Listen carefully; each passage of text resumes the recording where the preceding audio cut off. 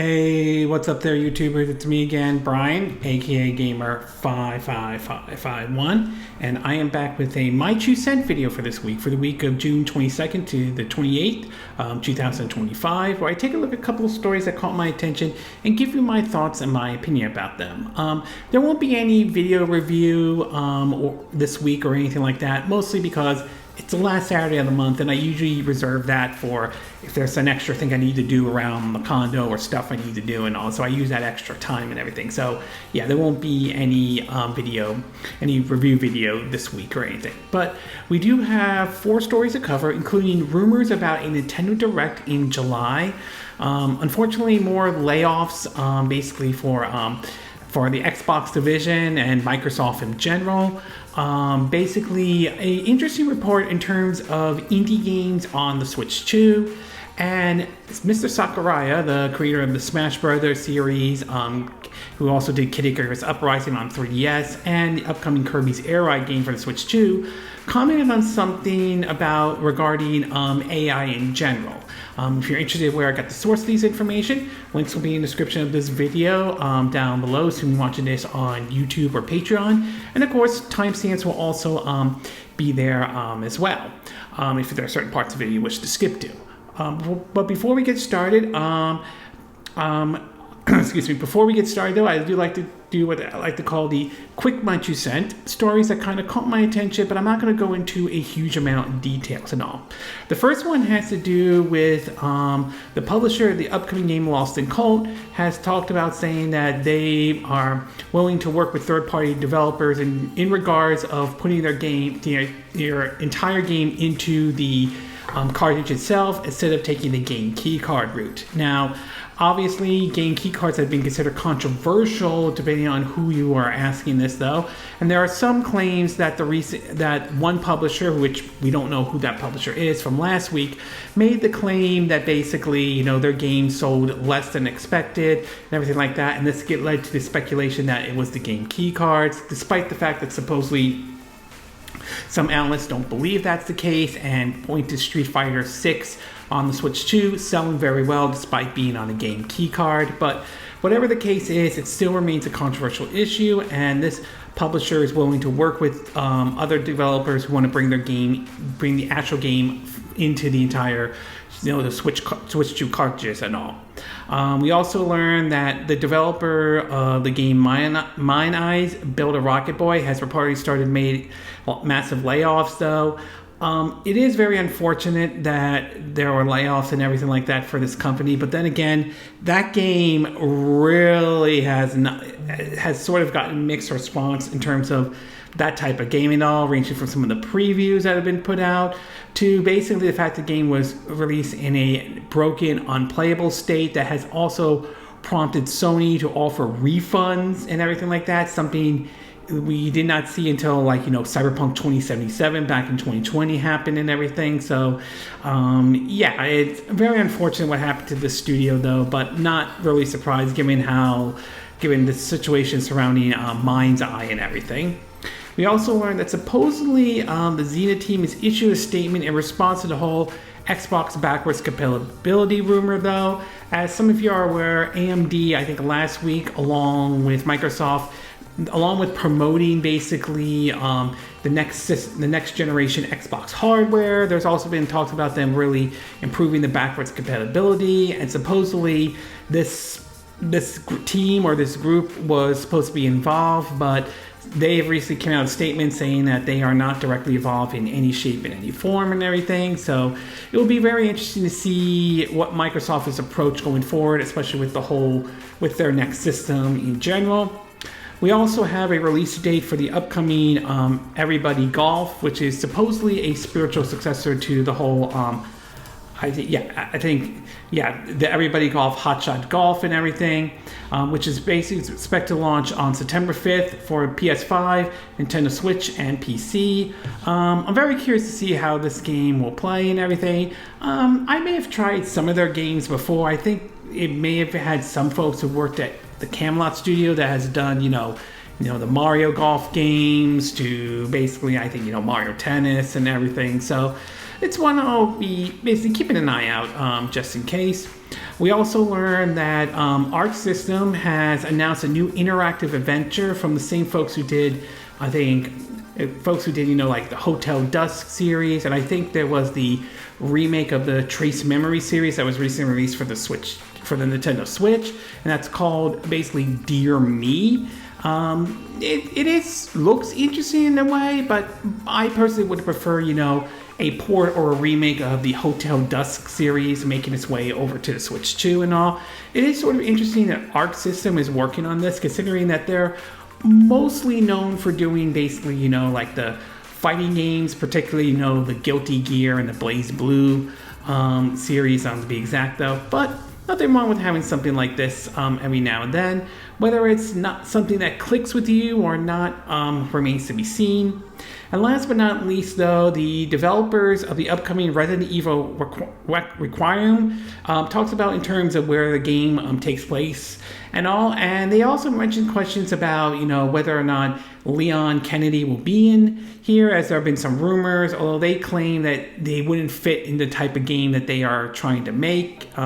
So it remains to be seen if he will be a main character or support character and everything. But I am still interested in seeing this title nevertheless, especially since it takes place in the ruins of Raccoon City. And that's going to be very interesting to see how that all plays out and everything. And in the movie and TV show part of the Quick My 2 Cent, we saw the final trailer for the upcoming new Fantastic Four movie. It's definitely on my radar. This is one I am really looking forward to seeing. I like the style that they were aiming for with this one, and so this one is definitely going to be very interesting as well. So this one is definitely on my radar.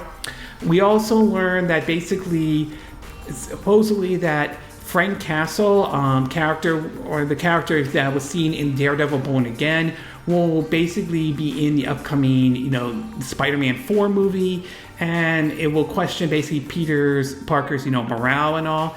That's going to be very interesting indeed to see how that character will be portrayed in the upcoming Spider-Man movie and all. And because obviously anybody who saw Daredevil Born Again and saw the end of season 1 knows what happens to Frank Castle, and it'll be very interesting to see how his interaction with Peter Parker is going to be. Not to mention, the Punisher is more on, what's on the TVMA R-rated side compared to where Peter Parker, which is on the PG-13 side. So still going to be very interesting to see how this all plays out indeed. We also learned that basically that the sequel to the live-action Lilo Stitch is basically happening. No word if any of the cast will be in the sequel or anything like that. But obviously, the live action, regardless of whether you liked it or not, did very well at the box office, to the point that Disney's moving forward with basically the sequel to the live action Lilo and Stitch. We also learned that supposedly the Alpha Zombies is going to appear in the sequel to the upcoming 28 Years Later, which supposedly will be out next year. Called 28 Years Later Bone Temple and all. Supposedly 28 Years Later is doing apparently very well at the box office though at this time. And supposedly there's a plan for a part 3, a sequel, a third part in it though. So it'll be very interesting to see if that does happen. But so far, the first one's doing well. It'll be interesting to see how part 2 does when that gets released next year. And last but not least, we are now learning that supposedly Subway is doing a sponsor doing a promotion with the upcoming Happy Gilmore 2, which is kind of interesting because those who remember the original Happy Gilmore knows that there's a scene where Happy Gilmore is doing a Subway commercial, and then he takes a sandwich, smacks it with the golf club, and goes straight into the person's mouth, saying in terms of eating the Subway sandwich. So it's an interesting little callback that Subway is doing. I'm still very curious to see how Happy Gilmore 2 is going to play and everything like that. It looks promising, but we'll have to wait and see when that makes its debut on Netflix and all. Okay, with the Quick My 2 Cent part now done, along with the movie and TV show part, we'll get started with our first story. And this one has to do with AI in general, and coming from a comment made by Mr. Sakurai, which may have been lost in translation, but supposedly was sort of clarified and all. Now, AI is considered a very controversial issue in general, though. There are those who are simply just, outright against AI as a whole, as it's worried about what it could do, ranging from the workforce to how some folks have seen AI be used to spread misinformation in general, though. Well, recently, also the fact that it's also been used in game development has raised some concerns about developers using AI in general. Well, recently, Sakurai kind of weighed in on this comment, though, and later, after it came out, it gave the impression that he was embracing AI, though, but it does seem to indicate some of its comments did get a little bit lost in translation in general, though. From an article from Nintendo Life, it reads that, quote, over the weekend, a Yahoo Japan interview with Smash Bros. Lead and game developer extraordinaire Sakurai had blown up on the West with reports suggesting that the Kirby creator is advocating for generative AI. However, it seems the nuances of his comments may have gotten a little lost in translation. Translated quotes shared on social media suggest Sakurai saw AI as a solution to the issue facing developers of large-scale social games, although prominent posters such as Stealth and Genkai had since removed initial posts as more nonsense interpretation of his interview comment has been postponed. In the interview, when asked about the future of the gaming industry, Sakurai said he doesn't believe the current development model is sustainable due to the amount of time and work involved with producing the biggest games. He followed with comments on generative AI, which was initially taken as an endorsement, although as pointed out by others online, the tone is one of disappointment about the reality of AI game development, devs, and uncertainty about its future. Not AI is the solution, though. AI is the solution. And so basically continue on, it says, it seems as another example of a machine translation, text not quite capturing the nuances of the comment or the context of the conversation. Given Sakurai's extensive development experience, which he channeled in his enormous and excellent video series Sakurai on Creating Games, having him study extolling the virtues of AI author contact would be something of a return. It seems, however, that he was just commenting on AI as a solution being proposed by some at a time when AAA games development is mostly costly and time-consuming than ever. So basically, even if it was sort of mistranslating a certain comment that Mr. Sakurai has said, it still, however, does bring up the issue of AI as a whole. And my view on AI in terms of game development is that I'm not completely against it when it's utilized correctly. I'm not opposed when it's being used as a sort of like a co-pilot in a way to help the employee or help the game developer with their task. Not hand-holding, but just help out in certain areas. And that part I am not against. What I am against is businesses and companies or corporations or the higher ups for game development companies use AI as a whole to just outright replace the workforce and everything like that. And that's where I kind of have to draw the line when it comes to the use of AI in general. So I do understand some of the concerns surrounding AI, but I also do think there is some potential for it, though.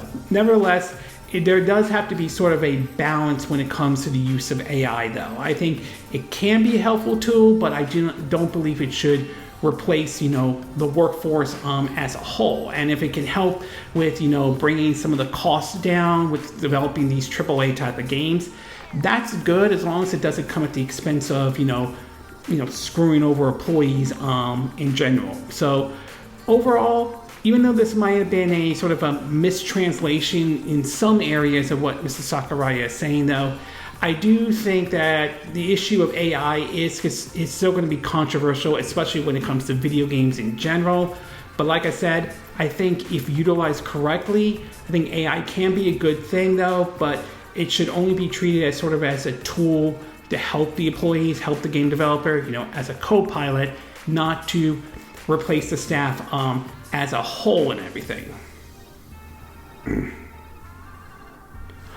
Okay, we're going to take a quick break, and when we get back, we'll get to part 2. And this one has to do with supposedly the situation surrounding indie games on the Switch 2 and all. So we'll take a quick break, and we will be right back.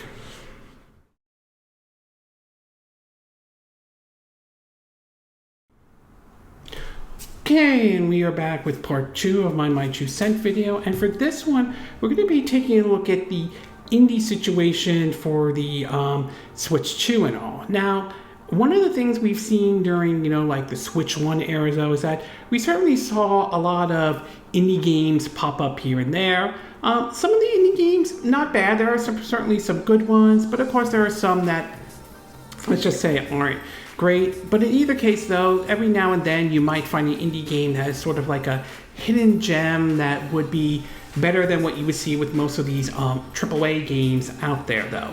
Well, recently, a report from Game Industry Biz seems to indicate a situation wondering, like, where are a lot of the so-called indie games for the Switch 2? Now, I'm not talking about indie games that are on the Nintendo eShop that, despite being on the Switch 1, you could probably get them on the Switch 2, but ones that have been designed specifically for the Switch 2 and all. I mean, although you could count recently the No Man's Sky update, which is basically now available for those who own a Switch 2 and everything like that. But a recent interview, again pointing to GameIndustry.biz, seemed to indicate Nintendo seems to be approaching this situation maybe a little different than before in the past.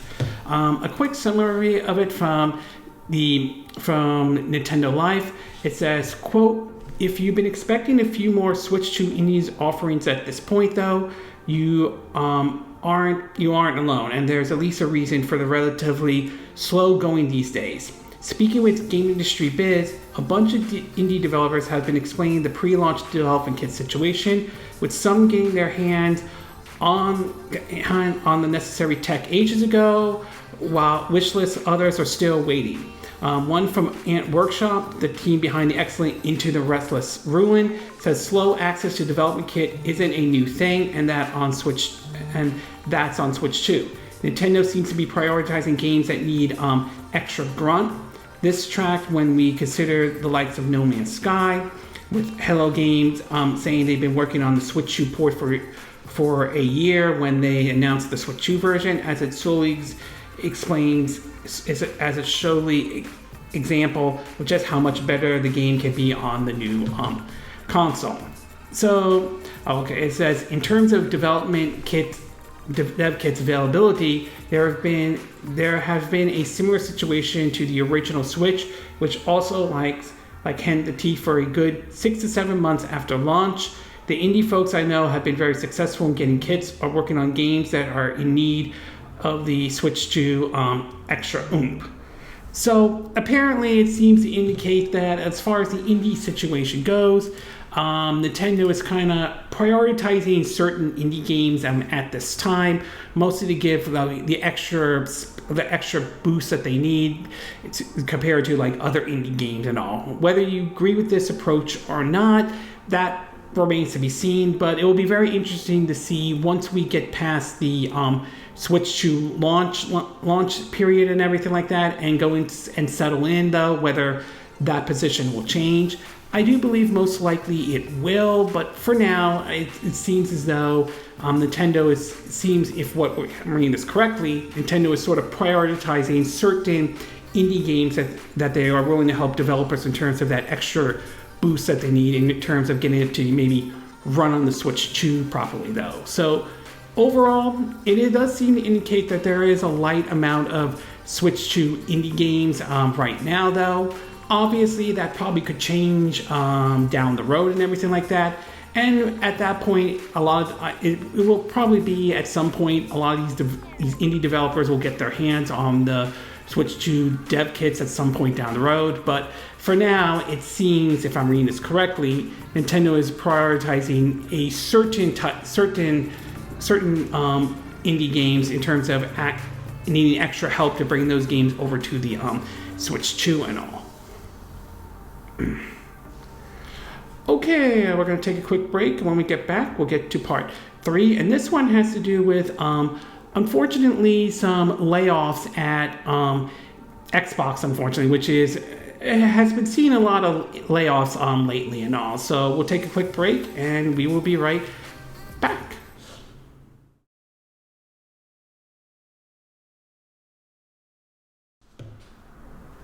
Okay, and we are back with part 3 of my My 2 Cent video, and for this one, we're going to be taking a look at, well, an unfortunate situation surrounding Microsoft, particularly with Xbox, and a lot of the layoffs that we've been seeing lately, though. Now, we have unfortunately started to see a lot of layoffs in the gaming industry over the past couple of years, though. Some of it was coming off after when COVID started to subside, and basically, you basically started to see that they didn't need as much people as they used to. But we've also seen situation where some of it, because the games flopped and everything like that, and that has led to several studios basically laying off employees. I mean, Mind's Eye is a good example of that, though. But Microsoft has been kind of in a sort of interesting position with this, because we've been seeing layoffs here and there coming from Microsoft and all. And many have sort of questioned if this comes from over the amount of money that they spent buying Activision Blizzard. Of course, the biggest one, I believe this was last year, was when Tango Gameworks was closed down, which really did not sit very well with a lot of folks, especially some of the comments they mentioned after how they said Hi-Fi Rush did great, and that kind of contradicted some of the comments, to even trying to promote a controller saying, quote, feel the burn, which came out at a very worst time when this came out on the heels of Tango Gameworks being shut down, and they had to take that tweet down right away. Of course, we know Tango Gameworks still lives, and they have now been purchased by another studio and everything like that, though. But in either case, though, Microsoft is not immune to some of the layoffs, particularly in the Xbox division. And it sounds like more layoffs are certainly on their way, to be exact. According from an article from GameSpot, it reads, quote, Microsoft's Xbox division is facing more layoffs. That's according to a report from Bloomberg, which says major layoffs at Xbox could be announced next week. This would be just the latest rounds of cuts at Xbox following 1,900 plus layoffs after the Activision Blizzard deal closed, and 100 more jobs redundant after that. These cuts, and ones reportedly planned to be next week, are to be part of a wider cost-cutting program at Microsoft that has resulted in many thousands of layoffs over the past 2 years. Tom Warner of The Verge reported earlier this month that Xbox will be facing more layoffs at the end of June. The timing is seemingly not riding them, as Microsoft's current fiscal years end June 30th. Today, The Verge reported, citing a source, that Microsoft is restructuring its Xbox division across Central Europe, resulting in some Xbox operations ceasing in some regions. A spokesperson from Microsoft declined to comment when approaching by Bloomberg. GameSpot has contacted Microsoft as well as an attempt to get more details. Microsoft's gaming CEO Phil Spencer previously said the company needs to cut Xbox staff to be a sustainable business. Xbox President Sarah Bond gave an answer many were not pleased with as well regarding job cuts. Some of Microsoft's new moves in gaming recently had included expanding to branded handheld devices, a new Xbox MetaQuest VR headset. 2026 marks the 25th anniversary of Xbox, and Microsoft has big plans.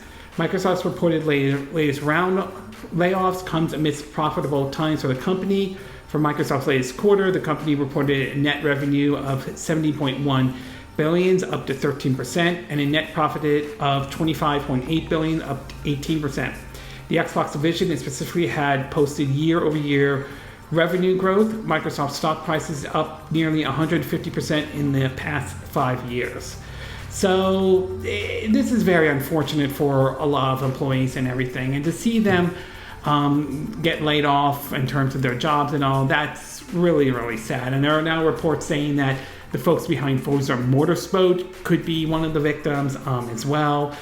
So it is very unfortunate. And what also doesn't make it great is that it comes off on the heels, assuming what their next fiscal quarter is, how they did and everything, is that some of this comes off the heels of basically them doing their fiscal quarter doing well.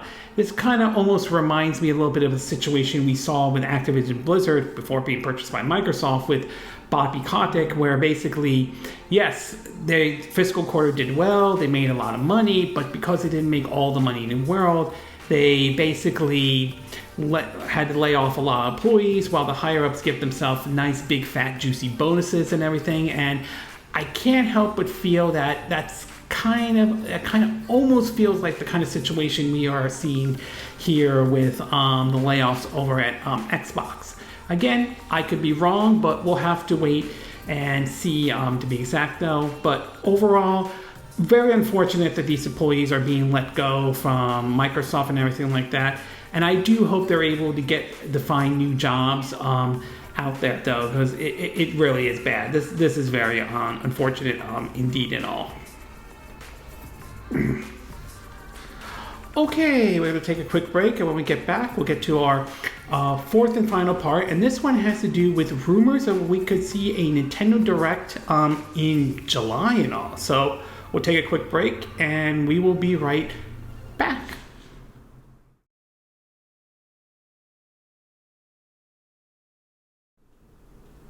Okay, and we are back with part 4 of my 2 cent video for this week. And for this one, we're going to be taking a look at supposedly rumors going around about the next Nintendo Direct. Now, obviously, we did have a Nintendo Direct in June this month and all. However, instead of it being a traditional Direct, it turned out to be more of a direct focus on one game, and in this case they were focused on Donkey Kong Bonanza, which I would say for the record was definitely better than the Mario Kart World Direct, at least from my view. And as I said before in the past, it's not unusual to have a direct focus on one game and everything like that though, so this wasn't unusual and all, but still it wasn't the June Direct people had thought about though.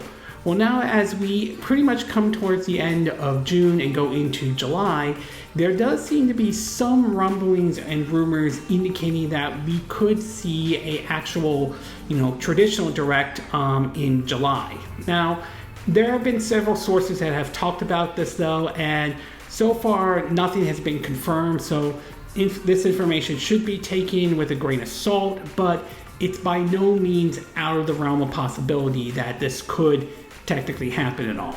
From an article from Notebook Check, it reads that, quote, leaker Nate Haid has already spoken on the subject, pointing out that there is often a Nintendo Direct during the summer, and YouTube Wood Hawker, who's supposed to go by the name of Beat 'em Up, has fueled this rumor by mentioning such an event will certainly take place in the coming months with a big announcement.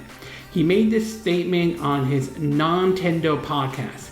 At 1 hour and 18 minutes into the video, he said, there's going to be a Nintendo Direct next month, and that's not all, because while keeping his source a secret, he's specific, we're going to get a GameCube Shadow Drop. Recently we did with, Mario Striker, Super Mario Striker and all. And I've heard Pokemon Coliseum is going to be next, not Gale XD, that's coming later. They are doing one at a time. As a result, it appears that Pokemon Coliseum will be included, while Pokemon XD Gale of Darkness will be released at the end of the year. If we continue with the video and take his comment into account, Metaphor, ReFantasia, Death Stranding Director's Cut, and The Witcher 3 Wild Hunt will be available on the Nintendo Switch and will make their appearance during the supposedly Nintendo Direct this summer. Although this news may be beneficial for fans, it's not over yet. Woodhawker specifics that a release date would be announced for Metroid Prime 4 Beyond, following for players who love Animal Crossing. A teaser reveal new game could be arrive as early as 2026. I don't know if it's coming before Donkey Kong or after Donkey Kong, although in this case it's probably going to be after Donkey Kong, but it's refreshing everybody. Refresh everybody with what's coming out for the rest of the year, including that is Metroid release date. And then, as far as I'm aware of, the one more thing is just supposed to be a teaser card. I heard Isabella is going to show up and it's going to tease Animal Crossing coming out in 2026. Now, as I said before, obviously we don't know 100% for certain how accurate this information could be. It could be false for all we know. but it's by no means out of the realm of possibility. And it is possible there may be more games we just don't know about that could be released in this direct, assuming this direct does come.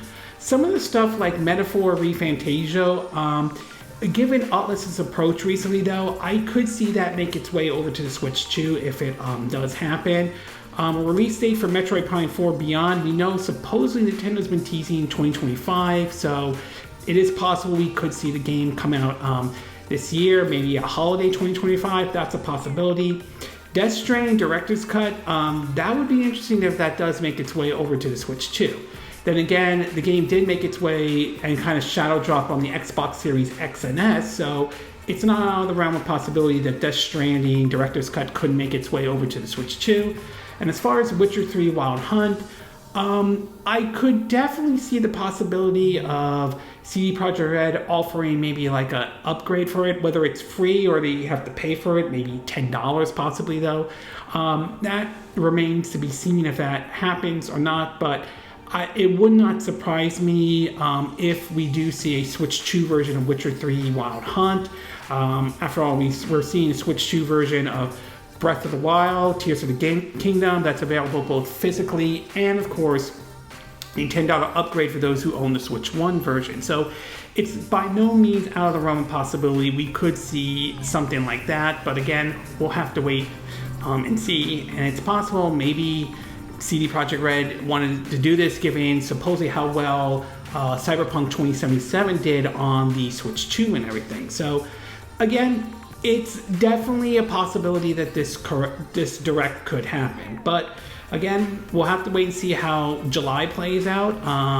And we'll have to wait and see if it does happen or not. I would like to see a Nintendo Direct happen though, but time will ultimately tell if that's the case. So overall, obviously, this is a rumor, so like I said before, everything needs to be taken with a grain of salt, but it's by no means out of the realm of possibility that a July Nintendo Direct could happen at all. Okay, this concludes this My 2 Cent video for this week, and again, these are my opinion. What are yours? What are your thoughts about supposedly Sakurai's comment on AI though? Are you concerned about AI being used in game development as a whole, or do you think AI could be used, could work if it's used appropriately and done in the right way and everything? What are your thoughts about Nintendo focusing on certain Switch 2 indies to help them kind of give them the oomph, the way to push it onto the Switch 2? Do you think this is the right approach that Nintendo should be doing in terms of indie games on Switch 2, or do you think this is the wrong approach? What are your thoughts about these Xbox layoffs though? Do you think this is certainly bad news? Do you think this spells Xbox is in trouble, or do you think that it's the times though, and Microsoft, like every other company out there, is trying to restructure certain things here and there? And what are your thoughts about this rumored possibility of a July Nintendo Direct? Do you think a July Nintendo Direct is going to happen? And if so, what games do you believe could be announced during this so-called July Direct?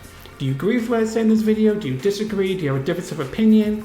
As always, sound off in the comment section below. Let me know what you think. And if you do like this video, I hope you hit the like button. I would appreciate it. And I hope you do subscribe to my YouTube channel. If you do, make sure you hit the bell icon for notifications of any new videos I put up. Also, feel free to share this video if you want to, and feel free to donate to my channel if you like. You could do to PayPal me or Patreon or Steam Labs. Links will be in the description of this video, assuming you're watching this on YouTube or Patreon. And I will see you again next time when I do another video. Hopefully that'll be soon. Until then, from Southern California, I wish you all a good day then. Bye!